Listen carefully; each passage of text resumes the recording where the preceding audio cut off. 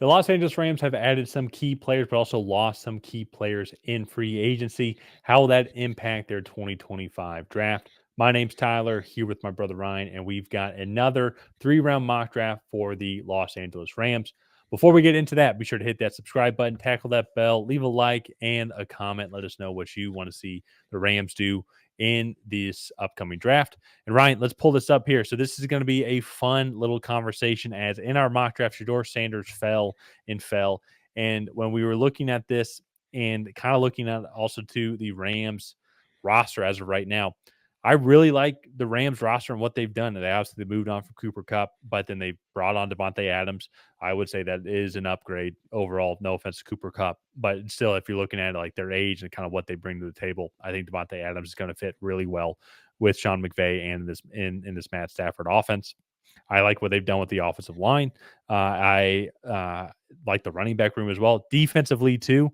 I mean, Jared Verse is going not yes, Jared Verse. Where is Jared Verse? Oh, he's an outside linebacker here on our left. Jared Verse is going to be a force to be reckoned with throughout his career.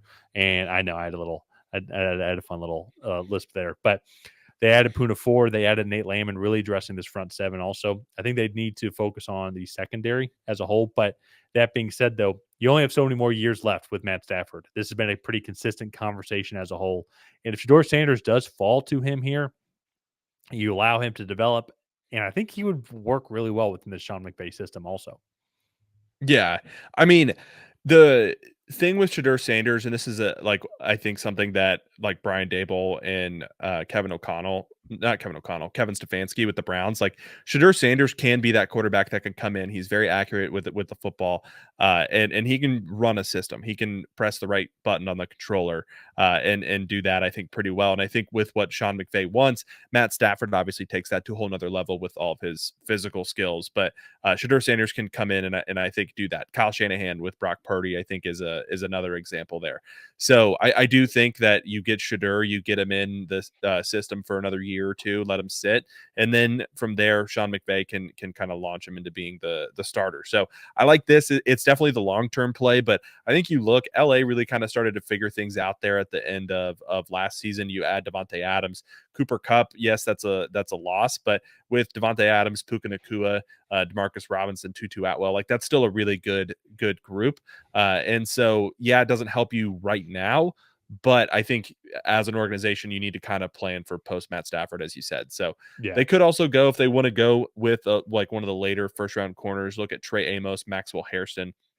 That could be really intriguing there with just, continue to build up the youth on that defensive side of the ball.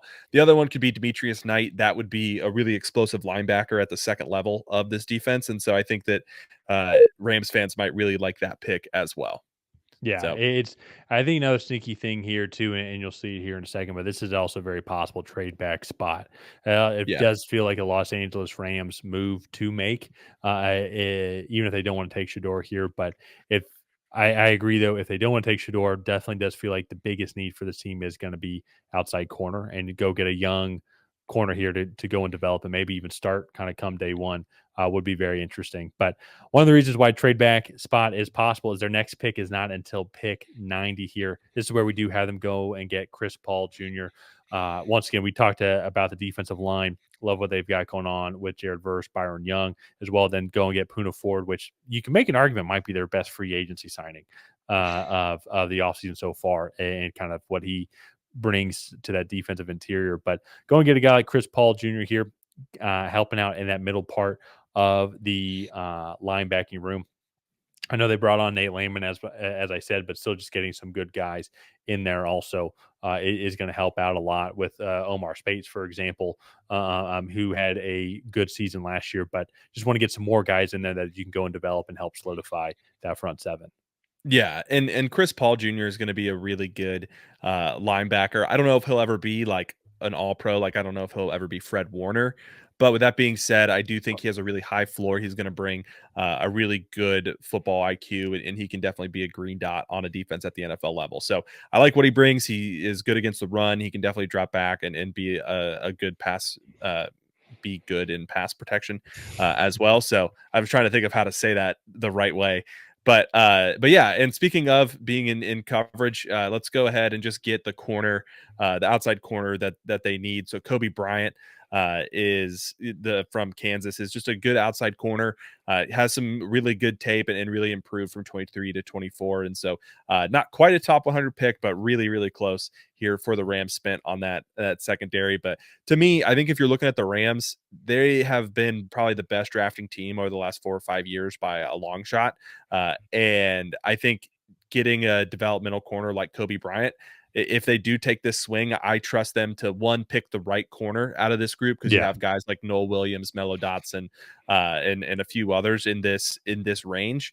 And so I want to expect them to be able to take the right one, and then also to develop him and actually have him be at the very least a rotational player his rookie year, and then progress from there. Yeah. No, I mean, the Rams have been one of the best drafting teams over the past couple of years, and they've hit so many of these picks out of the park in day 2 and day 3. And so I agree with you there when it comes, like, I just trust that, like, I think they're going to make the right guy, even though they did end up losing James Gladstone, who's now the GM at Jacksonville. He played a pretty major part in a lot of their selections, but I still feel like, though, that they're just going to have such a deep bench when it comes to their scouting room. And so, but for the Rams, though, as I said, and that's why, because I could see them, I could see this argument going for and against for why you take Shedeur there, is like, I feel like they're in such a win now mode because they limited on time for Matt Stafford.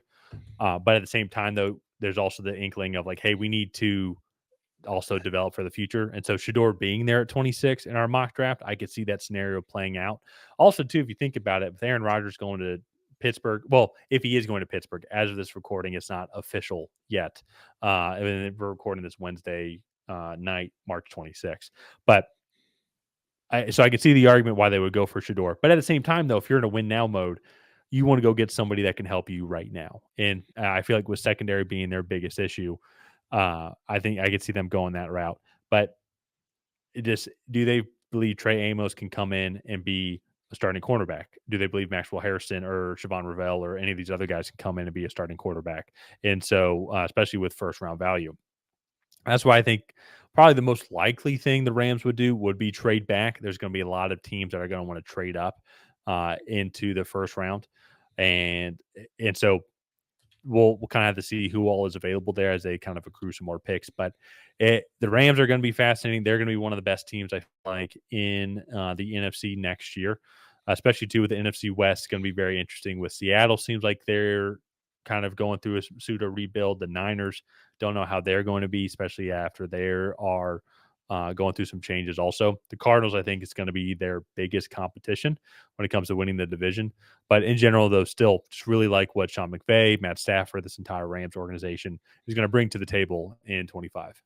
Yeah, no, I have high hopes for them. I do think that, I mean, that was a close game in Philly, in the It was. NFC, was that divisional round? Yeah, Yeah. divisional round, and so like that was a really close game, and I I mean, they really have the potential to go and win it all. Like, you have the head coach, you have the quarterback, you have the weapons to go do it. So, if this defense can continue to play how they did in the second half of that season, I think they'll be a very formidable opponent. So, let's go ahead. Let's wrap up this video here. If you guys have not already, please go ahead and like and subscribe. That is the best way to help out the channel. Or down there, leave a comment on what you thought of this Rams 3 on mock draft. Did you love it? Did you hate it? What would you have done differently? And on that, we'll see you guys next time.